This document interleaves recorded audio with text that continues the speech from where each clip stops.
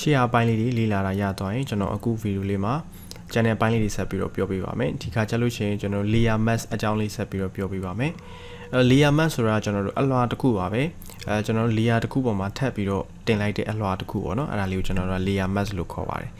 layer mask ကဘယ်ချိန်မှာသုံးလဲဆိုတော့လက်ရှိမူရင်း layer ကြီးကိုကျွန်တော်တို့မထိခိုက်စေချင်ဘူးဆိုလို့ရှိရင် layer mask ခံပြီးတော့အဲ့ layer mask ပေါ်မှာကျွန်တော်တို့ပြင်ကျင်တာတွေပြင်လို့ရတယ်ပေါ့နော်အဲ့တော့ layer mask ခံထားလို့ရှိရင်အားသာချက်ကတခုခုမှားသွားလို့ရှိရင်ကျွန်တော်တို့မူရင်း layer ကြီးကိုမထိခိုက်ဘူးအဲ့ layer mask ကိုကျွန်တော်တို့ဖြုတ်လိုက်လို့ရတယ်ပေါ့နော်ဒါဆိုရင်မူရင်း layer မှာဘာမှမကျန်ခဲ့ပါဘူးအဲ့တော့ကျွန်တော် layer mask ကနောက်ပိုင်းသုံးပါမယ်layer mask ကိုတစ်ခါကြာလို့ရှိရင်ကျွန်တော်တို့ပုံနှစ်ခုရောတဲ့အခါမျိုးတွေမှာကျွန်တော် layer mask ခံသုံးရမျိုးတွေရှိတယ်တစ်ခါကြာရင် layer မှာကျွန်တော်တို့ effect တွေထည့်ရတဲ့အခါမျိုး style တွေသုံးရတဲ့အခါမျိုးမှာလည်းကျွန်တော် layer mask တွေခံသုံးတာတွေရှိပါတယ်ဒါလေးကတည်ထားရမှာပေါ့နော်အဲ့တော့ layer mask မှာကျွန်တော်တို့အဖြူနဲ့အမဲဆိုပြီးရှိပါတယ်ဟုတ်ပြီနော်အဲ့တော့အဖြူကဘယ်ချိန်မှာသုံးမလဲဆိုတော့လက်ရှိ layer mask တက်ထားတဲ့ layer ထဲမှာရှိတဲ့ pixel တွေပေါ့နော်အထက်ကဟာတွေကိုကျွန်တော်တို့ဖျောက်ချင်တဲ့အခါမှာ layer ကိုအဖြူ layer mask ကိုအဖြူသုံးပြီးတော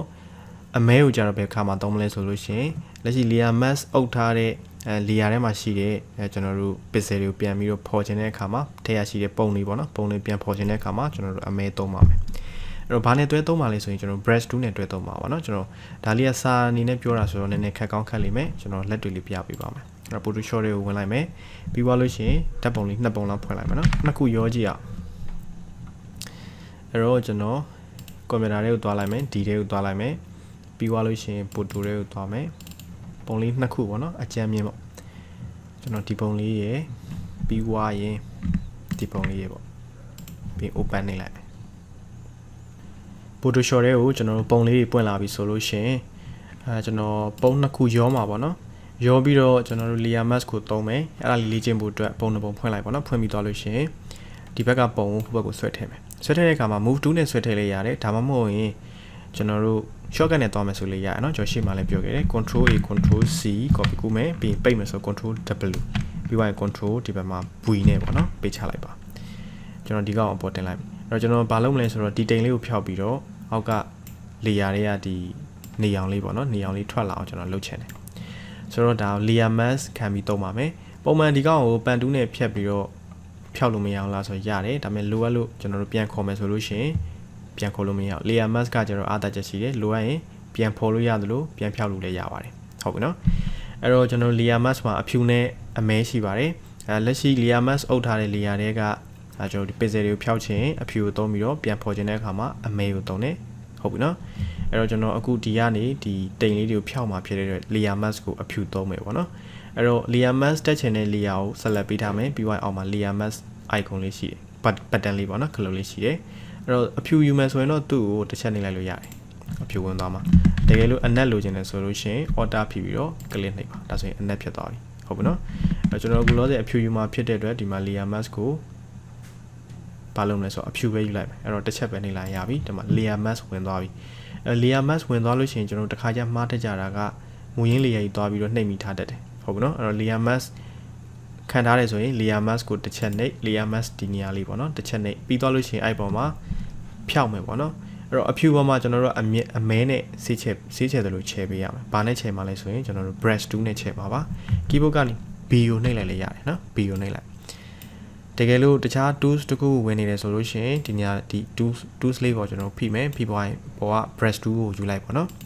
ယူပြီးသွားရင်ကျွန်တော်ဒီမှာအနားကိုဖွာတဲ့ဟာယူလို့ရတယ်လို့အနားကိုပြတ်သားတာယူလို့ရတယ်ကျွန်တော်တို့ဖွာတဲ့ဟာပဲယူလိုက်မယ်ပေါ့နော်အကြီးသေးကတော့ကျွန်တော်တို့ keyboard မှာခွင်းစာခွင်းပိတ်လေ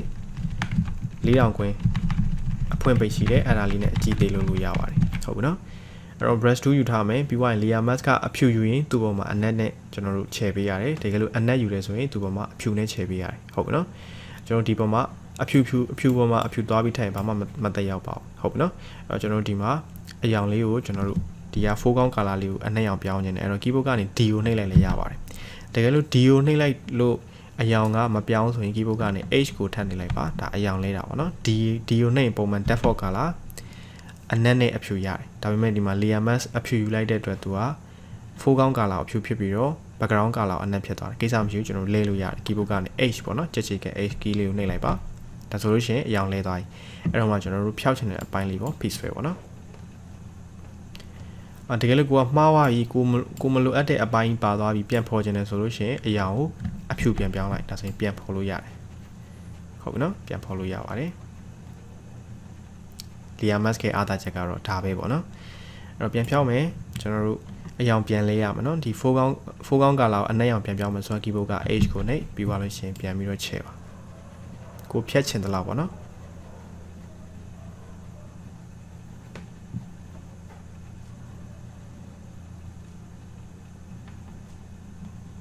ဒီလိုလေးပေါ့ဒါဆိုရင်နှစ်ခုရောပြီးသားဖြစ်သွားပါပြီအဲ့တော့ကျွန်တော် YouTube မှာဗီဒီယိုတွေကြည့်ရသလောက်ဒီလိုမျိုး shooting နေနဲ့ shooting နှစ်ခုကိုရောတဲ့အခါမျိုးတွေပေါ့နော်အဲ့ဒီအခါမှာကျွန်တော်တို့ layer mask တွေသုံးတာတွေ့ရပါတယ်ဟုတ်ပြီနော်အဲ့တော့ဒါကကျွန်တော် layer mask ကိုအဖြူသုံးပြတာဟုတ်ပြီနော်အဲ့တော့ဒီကောင်ကိုလေတကယ်လို့မလိုတော့ဘူးလုံးဝဖြတ်ပလိုက်ချင်တယ်ဆိုသူ့ကို right click ထား